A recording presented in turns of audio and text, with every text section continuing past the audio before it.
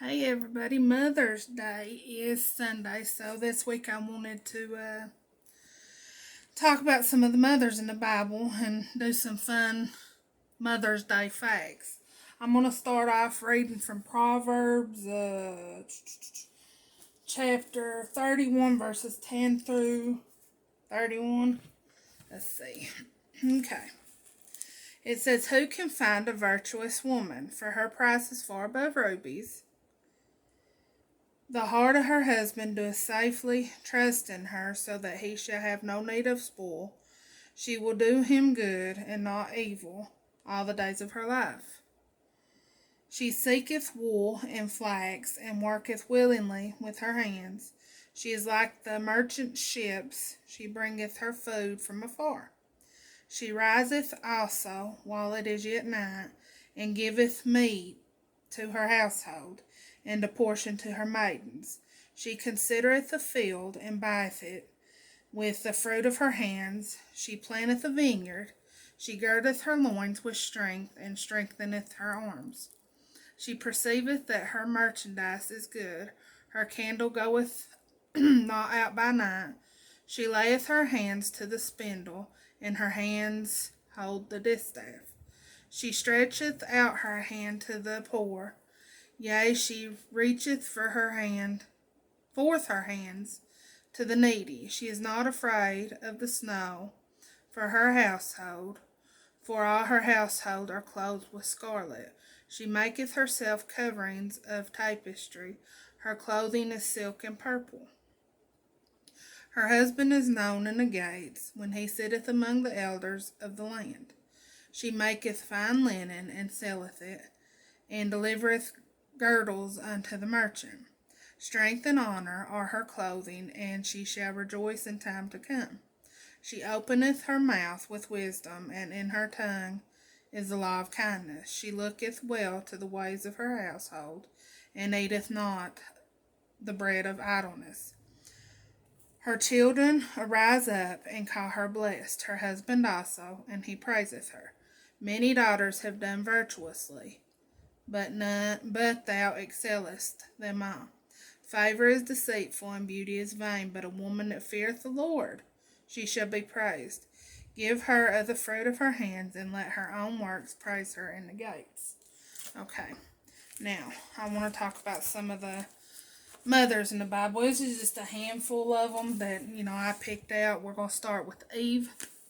Now, she was a first wife and mom. She shared a special relationship with God until she sinned. You can read about Eve in Genesis chapter 3. God told her she could eat from any tree in the garden except that one tree, but she didn't listen. But she was the first wife and mom. And then you had Hannah. She was the mom of Samuel, which would become a judge of Israel. She was unable to have children, but she called out to God, and God heard her prayer. She promised God if he gave her a child, she would give that child to God for his whole life, to be a worker and serve God, and she did just that. Now you can read about that in 1 Samuel. Then you had Mary, the mother of Jesus. She was chosen by God to have Jesus because God saw something special in her. She was an ordinary girl, but she obeyed God in extraordinary circumstances. You can read about Mary in Matthew, Mark, or Luke. It's in every one of those. Then you had Jochebed, which was the mother of Moses.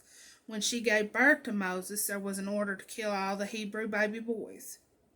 She didn't kill her son. She hid Moses for 3 months, and she put him in a basket to go down a river, where Pharaoh's daughter found Moses.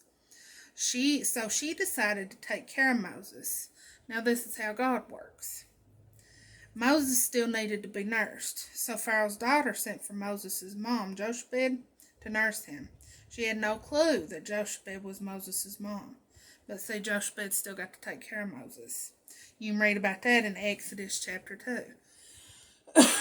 Okay, and then you got Sarah, which was Isaac's mom. Sarah was 90 years old when she had Isaac. God has a plan and purpose for everything. That there shows me it's all in his time and his perfect plan. We just need to be patient and trust him. Because Sarah give up. But like I said, it's all in God's time. You can read about that in Genesis chapter 21. Okay. And then you had Elizabeth, John the Baptist's mom. Elizabeth was older when she got pregnant and had John. The Bible doesn't tell us her age, but it says that she was well stricken in years.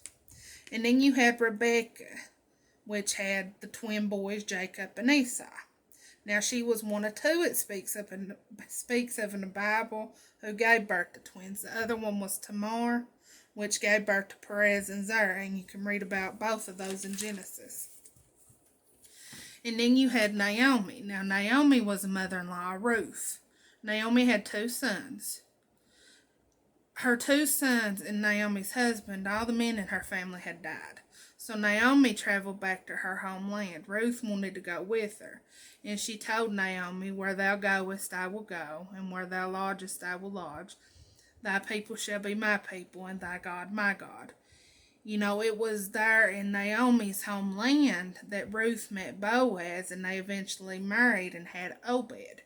Now, Obed would have been the future father of Jesse, who would have been the father of David.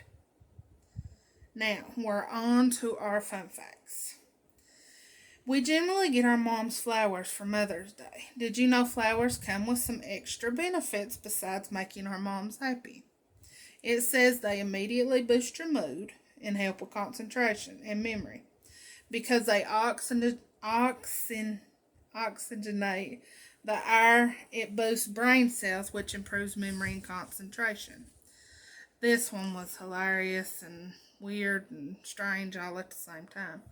In what was formerly Yugoslavia, on Mother's Day, the children would tie up their mother, releasing her only when she had paid them to do so with sweets or other goodies. During the 1600s, England celebrated a day called Mothering Sunday, celebrated on the fourth Sunday of Lent. Now, Lent is a season of reflection and preparation before the celebration of Easter. By observing the 40 days of Lent, Christians replicate Jesus' sacrifice and withdrawing to the desert for 40 days. Lent is fasting both from food and activities and festivities. Now, this was a time put aside for relaxation and enjoyment during the long Lenten fast. Servants would go home, see their families, bringing cakes and sweets to their moms. The custom was called going a mothering. Each mother would receive a simnel cake, and I looked it up. A simnel cake, it was a cake, kind of like a fruit cake with marzipan. So it's almond butter and stuff like that. But it was a type of fruit cake, and mothers would give blessings to their children. Now, a woman named Anna Jarvis is considered the founder of Mother's Day in the United States. She quit her job to focus full-time on persuading politicians, business executives, and civic leaders into making the holiday official. So on May 8th, 1914, President Woodrow Wilson signed a joint resolution designating the second Sunday in May as Mother's Day. And our last fun fact about Mother's Day. Mother's Day is the third most popular holiday in the world behind Christmas and Easter. So that was our Mother's Day lesson and Mother's Day fun facts. Since Mother's Day Sunday, I want to wish all you mothers a happy Mother's Day and my mom a happy Mother's Day. I love you and I thank you for all you do. I guess that's it. I will see you all next Friday for another lesson and fun facts. You all have a good weekend, a good week. I love each and every one of you. And